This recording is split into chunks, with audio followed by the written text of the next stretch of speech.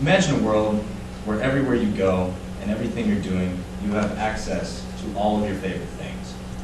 Music, movies, games, internet, and information are available to you with one simple question or one tap of your finger.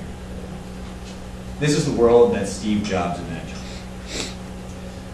Now, with this kind of technology that you could get from those possibilities, where would you go? What would you do? I know what I would do. I would jump off a cliff in a wingsuit, fly around the mountains, listening to gangster rap music, while simultaneously holding a conversation with Bill Gates on his iPhone about how Microsoft's their newest device is an epic failure. 10 years ago, none of this was possible, but today it is, thanks to Steve Jobs revolutionizing the world through ingenious innovation. Steve Jobs did this through reinventing the music industry. Steve Jobs also conceived modern portable devices. And most importantly, Steve Jobs created Apple. Firstly, Steve Jobs reinvented the music industry. Now, what most people don't realize is that the music industry is divided amongst several large companies, about 4. And what Steve Jobs imagined was taking all of those companies and putting them into one where you could sell music for 99 cents a song. Now, during this time, the music industry was unwilling to even come together in any sort of way and actually make that happen. They took a gamble, took a risk, and they let Steve Jobs manage the service. And now, according to the Wall Street Journal, 1 out of every 4 songs is sold on the iTunes Music Store.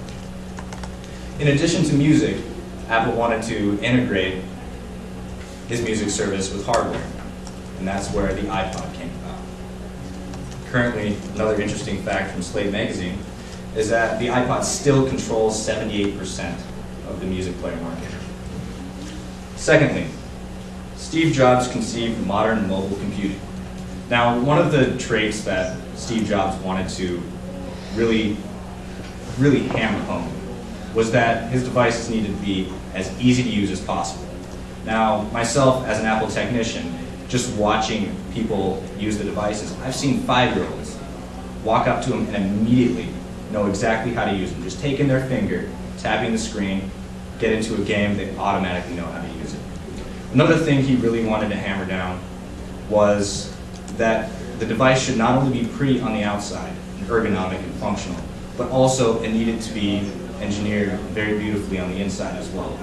Now, also as an Apple technician, going inside of these devices and fixing them, it would take me about 8 screws on any given device to actually get to the part that I needed to replace.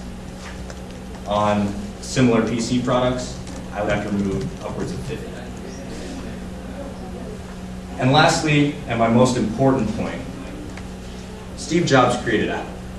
Now, I'm sure everyone knows that Apple, has created all these wonderful devices. But recently, within the last year, Apple has actually taken over the spot as the biggest company in the world. Now, let me put that in perspective. Because back in the year 2000, Apple's share price is about $20 a share. They haven't issued any new stock since then. And now, it is up to $600 a share. Within the last month, that stock has gone from $500 to $600. In addition to creating Apple, he also has 313 Apple patents to his name. Now, you compare that to another industry leaders, Bill Gates, he has 9. That's about a little over 30 times more patents to his name than Bill Gates. So, as you can see, Steve Jobs was an absolutely amazing person. He went out of his way to create beautiful and functional new products, and he changed our world today. Imagine what the future can bring with just a little slice of innovation that he brought. It's all possible because Steve Jobs revolutionized the world through ingenious innovation. He did this through reinventing the music industry. Steve Jobs conceived modern mobile computing, and Steve Jobs created Apple. All right.